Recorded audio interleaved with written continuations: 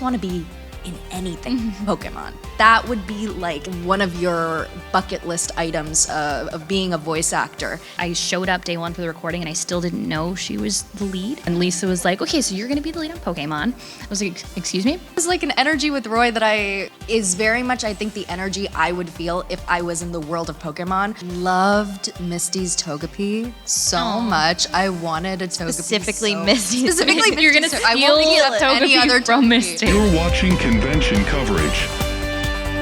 Hi everyone, I'm Anjali Kunappaneni. I play Roy in Pokémon Horizons. I play Dory in Genshin Impact. I play Sushong in Honkai Star Rail, Yuki in Jujutsu Kaisen, and a whole bunch of other things. I'm Ryan Bartley. I'm Alistair, the ghost gym leader in Pokemon. Thank you. I'm Rei Ayanami in Neon Genesis Evangelion. I'm Sage in Sonic the Hedgehog. Kari in Digimon.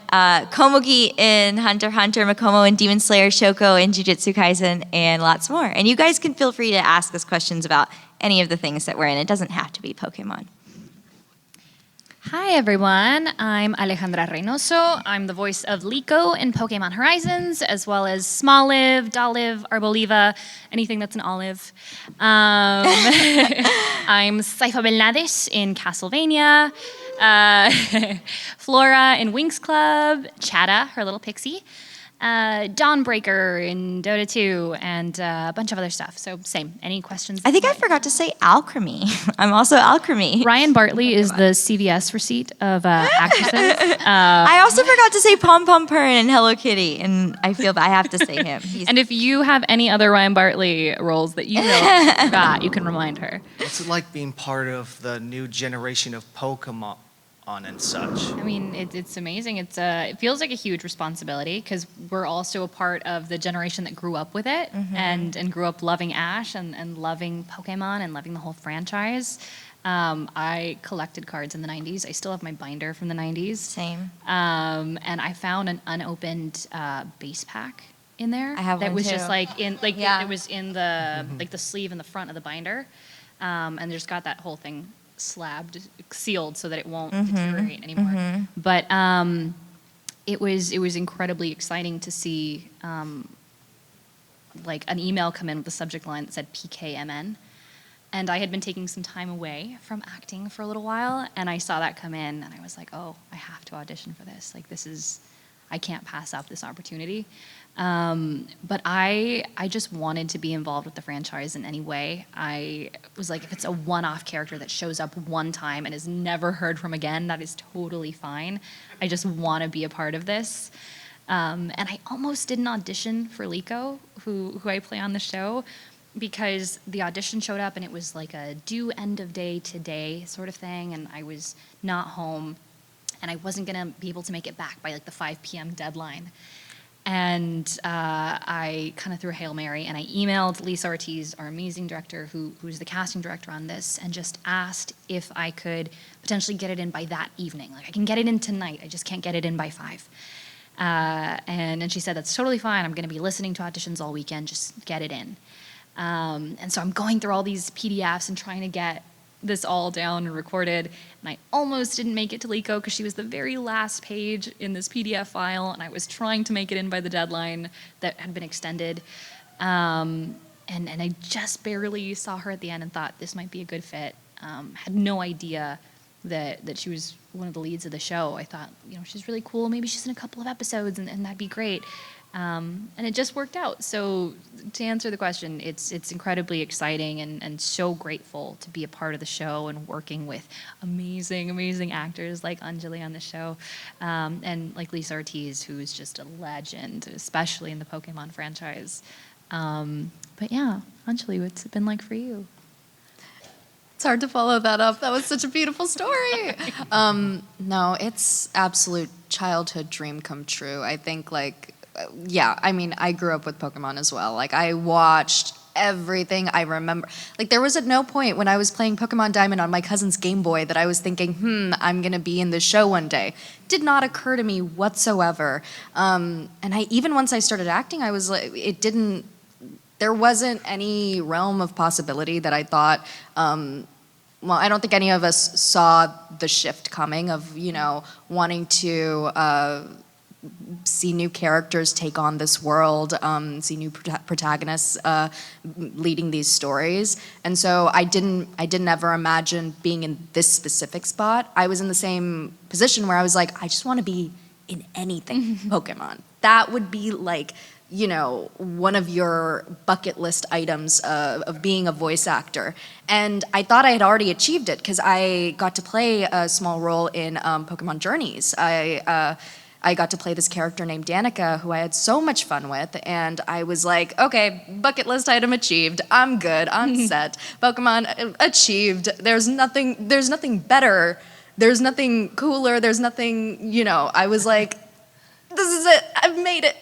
And then we got the auditions for the new series, and I don't think I fully knew that there was going to be a new series without Ash either. And I was like, oh, this is just, this is a new season. But I auditioned for it anyway. Sometimes, actors, they play multiple characters in the same game or the same show. And so I was like, yeah, these are really cool characters. Let me take a stab at them. And same thing, I went through a very long PDF file and was auditioning for all these characters.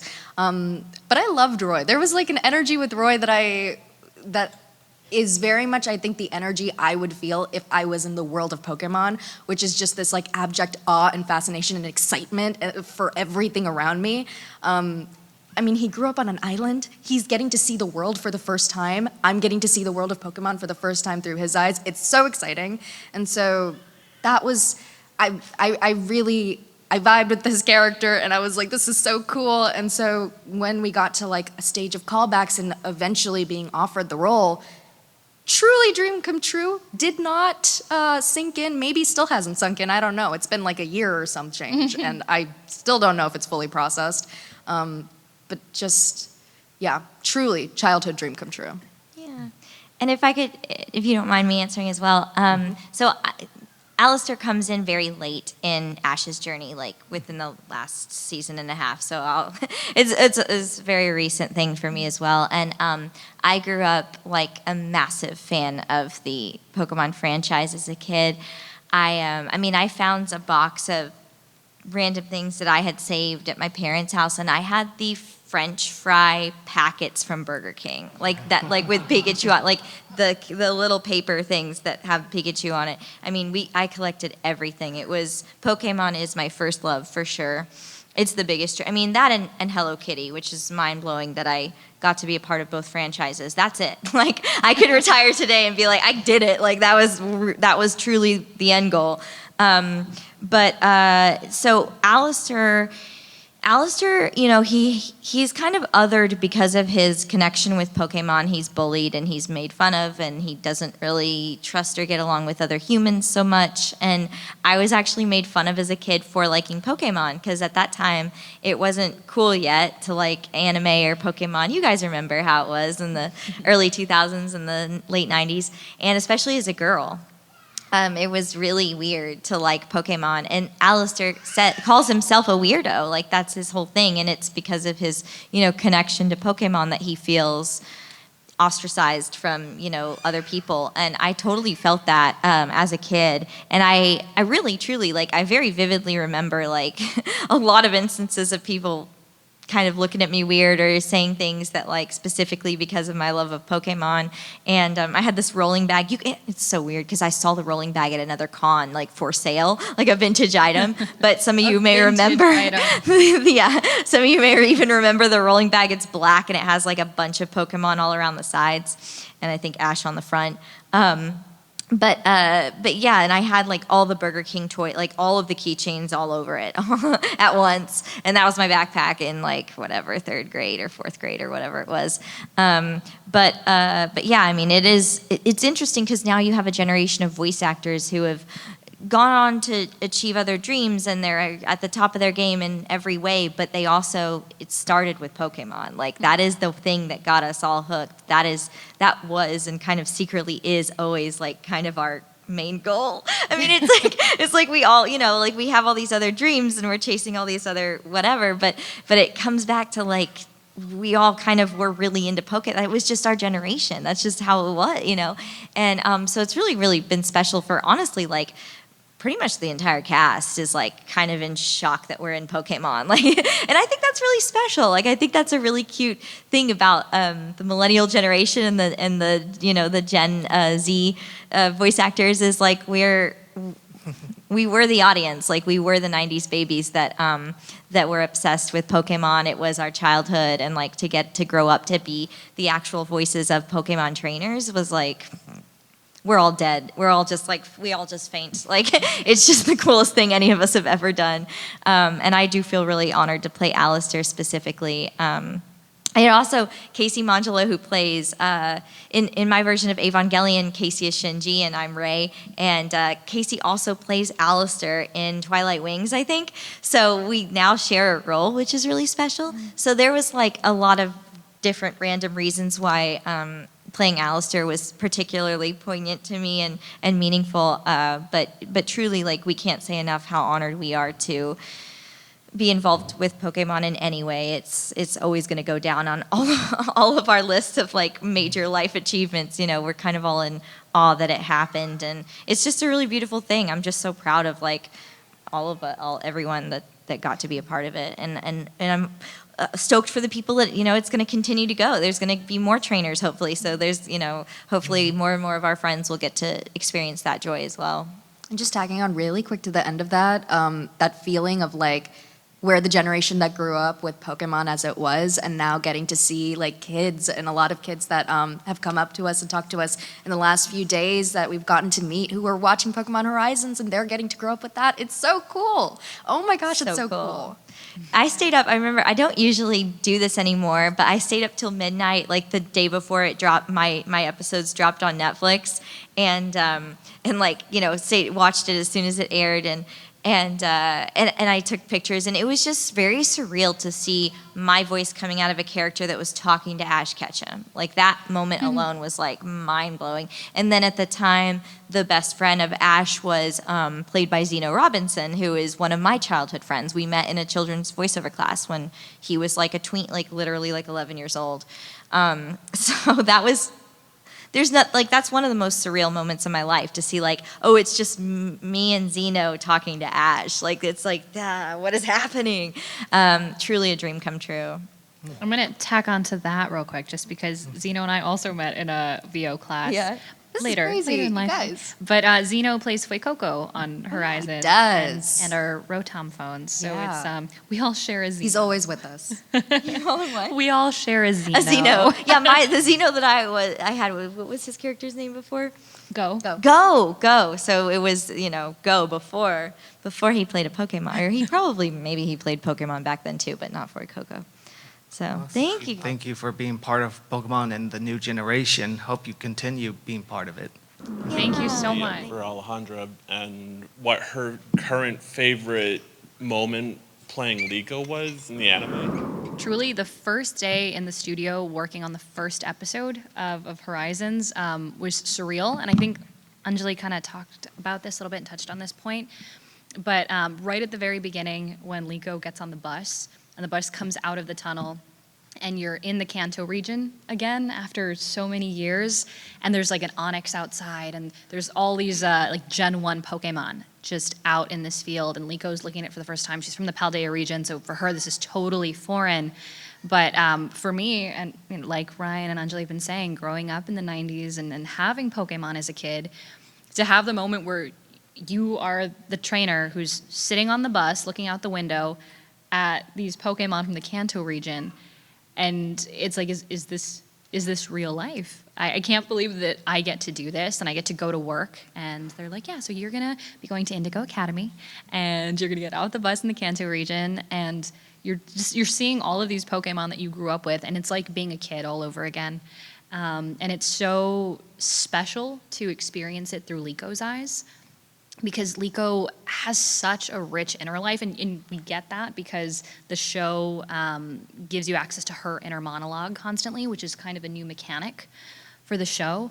But she's someone who is so vulnerable and so in awe with the world that she's a part of, but she's also so scared of doing the wrong thing or making the wrong choice, and I think that is so universal. Ash was always so cool and so aspirational because he was so confident and he knew exactly what he wanted and he had a goal, and like from day one, like he was going towards that goal and nothing was going to faze him. And Liko is very fazed by everything that she bumps up against. The cool thing about her is that she does it anyway. She continues to move forward and act in spite of that fear or that doubt. But we get access to that. You're not just seeing the final, heroic thing. You're not just seeing her, leaping from rooftops with legendary Pokemon. You're hearing her have this whole like conversation with herself, and she's like, okay, like you need to do this right now, or you need to act. And you're also seeing her figure out what it is that she wants. She's not sure day one what her goal is and what's driving her. And she's learning that it's okay to figure out what it is that's right for her. And then you're seeing her go on this journey. So honestly, just that opening sequence in the first episode was incredibly special to do. And also was, for me, really, it was a funny day because I showed up day one for the recording and I still didn't know she was the lead. I just thought she was in the show. And I got there and Lisa was like, okay, so you're going to be the lead on Pokemon. I was like, excuse me?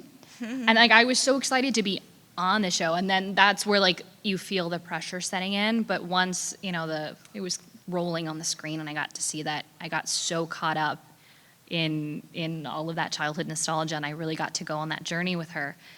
So that was really special. Considering that the Horizons anime heavily takes elements from the Scarlet and Violet video games, I want to ask, what is something specific from the games that you would be really excited to see play out in the anime? Honestly, a lot of the characters that were introduced in the game that haven't been in the anime yet, that I don't know if they're going to come up or not.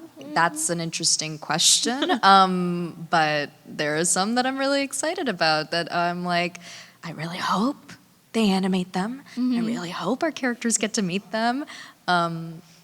But yeah, It's hard. It's a hard question to answer without spoiling things, especially Yeah, because and just like without we're. spoiling things, just like how Yeah. like a wish list of what you would like to see. Well, it's hard because we also know some of the stuff that's coming, yeah. and then that's why I'm like, you're just gonna see a We little also red dot. don't here. know some of the stuff that's coming, but if we say something, it still might and then be a spoiler. and then if it does show up, Right. then we're in trouble. right.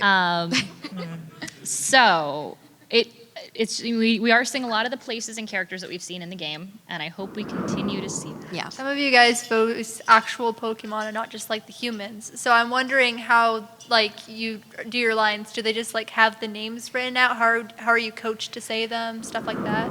It's really just a picture. So if they have a word, it'll be like whatever emotion, whether it's anxious or happy or scared, but they won't have it written out. And they have, depending on the Pokemon, some of them will do their name in syllables, Yeah. but they have a specific mechanic where they don't want you to say necessarily like the name like in order all the time. You have Yeah. to flip it a certain way. Yeah. But there are some Pokemon like Sprigatito that actually like mews and caterwauls and meows that Kira Buckland does and is amazing.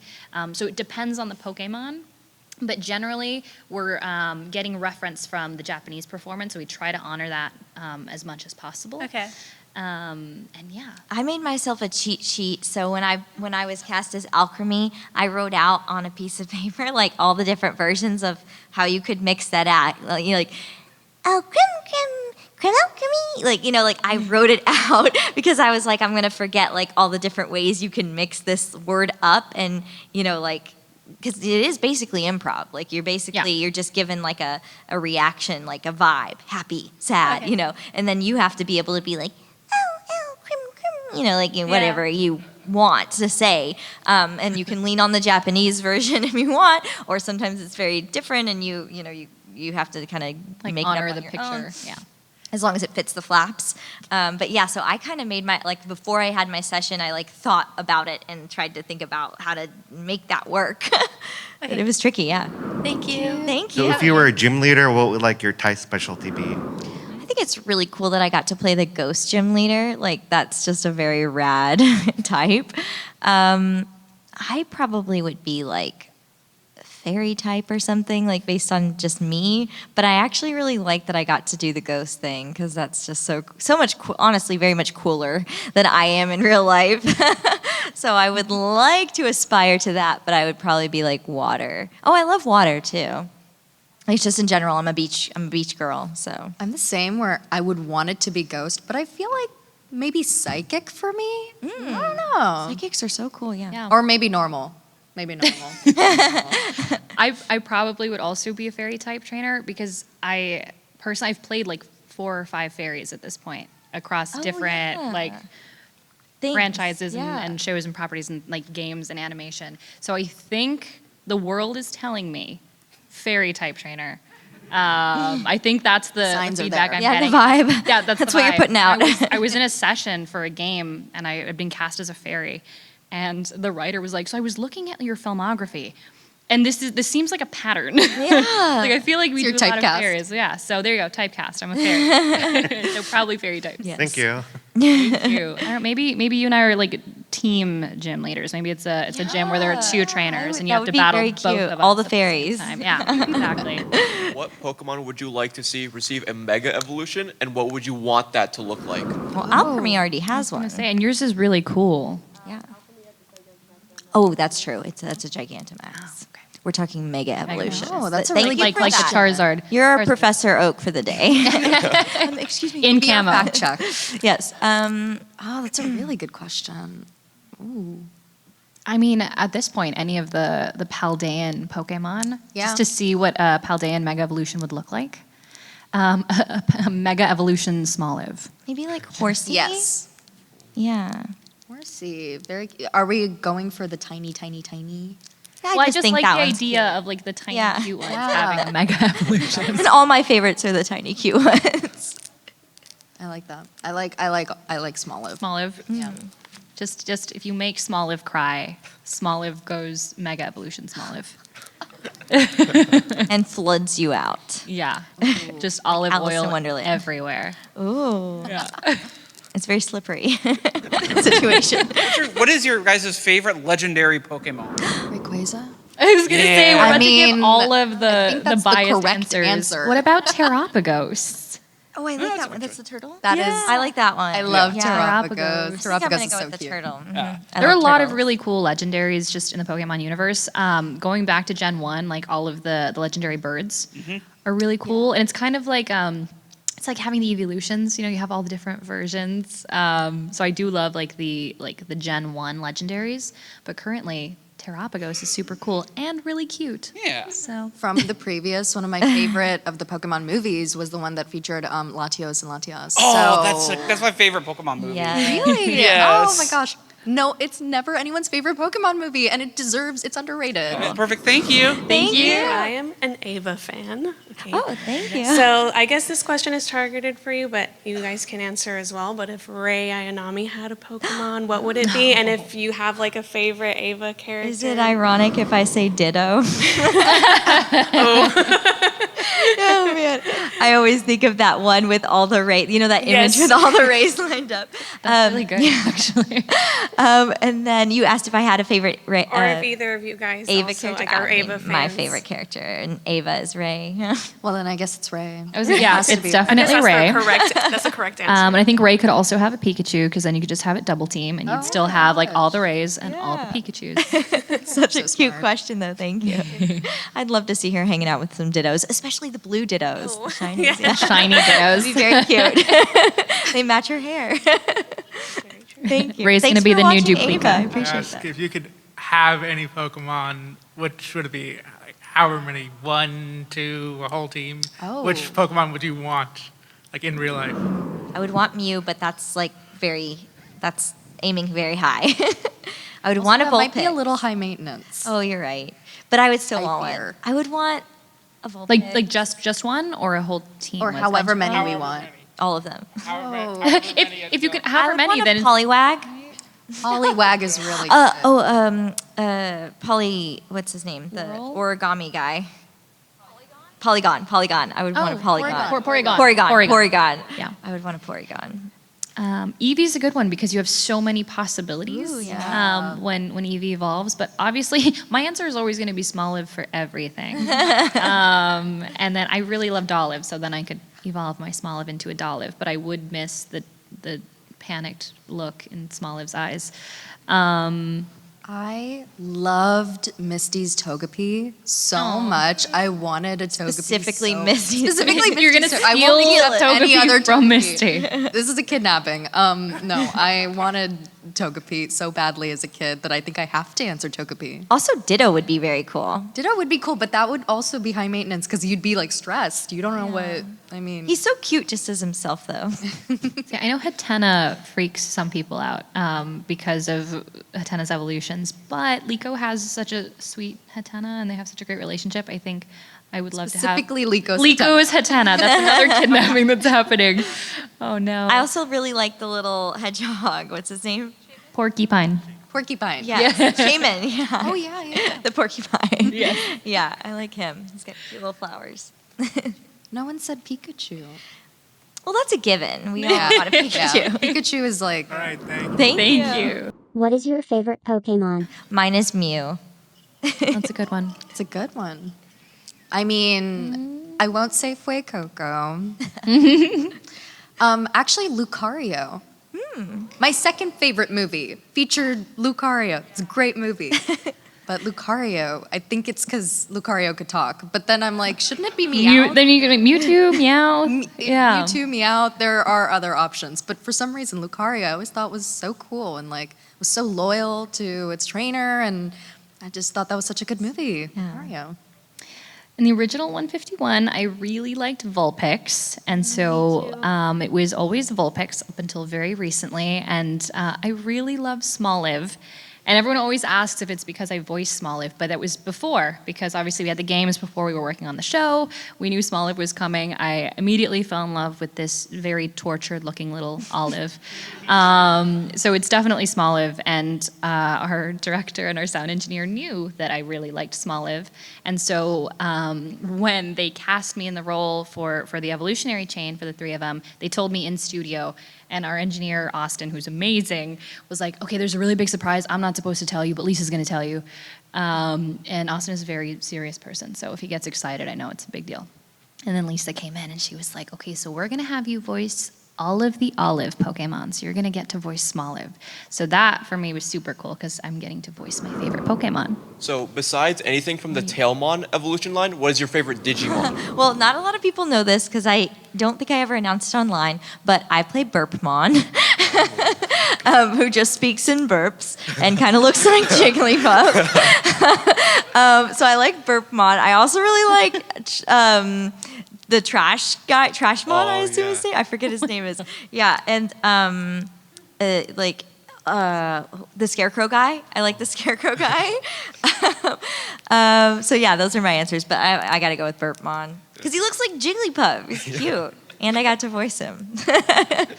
But obviously, You're my favorite. Do what? You're my favorite. So Burpmon. Burpmon. Yes, Thank you.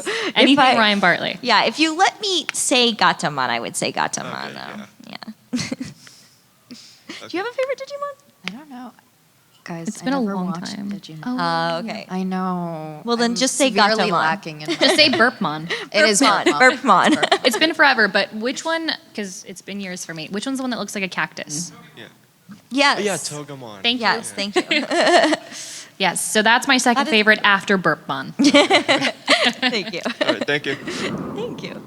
What would you say was your biggest joke / mistake you made? I don't know, because I feel like whenever the mistakes are made, they just turn into like a funny moment or a laugh in the studio, but I don't think anything stands out as like a huge flub that was Honestly, the recurring line with Pokemon is bad pronunciations, because we'll get like, we have like official pronunciations for all of the Pokemon, but I know I at least will attempt before I hear it, and it's never right. It's never right. We do have a Pokédex. That's brave of Yeah, you. and so I gotta listen to the Pokedex, and then we get it right, and then and that's what goes into the show. But before that, it's the worst possible. It's like, am I speaking English? I don't know. I will say, so I was on this children's show called Treehouse Detectives. It's on Netflix. It's a very cute show. And I had to say the word porcupine, and I thought for my whole life, however many years, that they were called porcupines. I like that. And so, because it's like a hedgehog and a porcupine, like they were doing pig puns. And I thought that that's what the animal was called until I was far too old. And I was in a session with a bunch of other professional voice actors and producers and talent, and the director, which was Tony Oliver, who is Lupin III. You might know him as Lupin III. He also directed the dub of Hunter x Hunter and a lot of other things. And they were all like, "What did you say?" And I was like, "Porcupines?" And they're like, the animal is called a porcupine? I was like, oh my gosh. So that was, and they were like, no, we like your version. It's cute. But please say porcupine. I was like, I thought you were going to say we like it. Let's keep it. Yeah. So yeah, like when you're a voice actor, you do accidentally and in public in front of your peers learn all of the words that you say wrong, one by one in real time while being paid. It's very embarrassing. It feels less bad though when it's a Pokemon's name and you're seeing it for the first time because you're like, well, we're all figuring it out together, and everyone has an opinion on how they're supposed to be said. True, not like porcupines. That's I'm gonna now and forever call them porcupines. Porcupines. Yeah, it's cuter. So thank you for the question. Thank you. How do you maintain your character when you have either a really funny line or you're laughing at your own laugh? You just laugh, and then you laugh have through to it. You get do a over second it. take. sometimes hard. Yeah, it's it's really sometimes hard. You just get it out and focus and think about sad kittens and try again. Well, see, for Pokemon in particular, our director, Lisa Ortiz, does the shake it out, and nice. and she will watch you through the window and go, you're not shaking enough. I need you to really shake it out. So I don't know if you've had that with Lisa, where she's like, I problem need... with that is that Lisa will make you laugh, and so you're laughing and shaking, and you just keep laughing. And then you start It's crying. the only problem there. But you just sometimes you just got to get the giggles out, and especially with Pokemon, there's a lot to like laugh about, and it's a good time. If it was a darker show, I don't know, we'd have that problem. But Oh, I've had that problem on a darker show. know. I had that on Castlevania. I don't know if you're familiar with it, but we had some scenes, and Richard Armitage, who voices Trevor, is a very stoic gentleman and never breaks. And we made it 4 seasons without him ever breaking. And in the 4th season, he broke on a particular line, and it was the realest, most genuine laugh, and it was so surprising that our voice director saved, because the mic was hot, saved the like MP3 file of him laughing, flubbing that line, and it's still in circulation. Like I feel like after the fact, I heard it where she like sent it to me, and it was the coolest thing. But it does also happen on the darker show.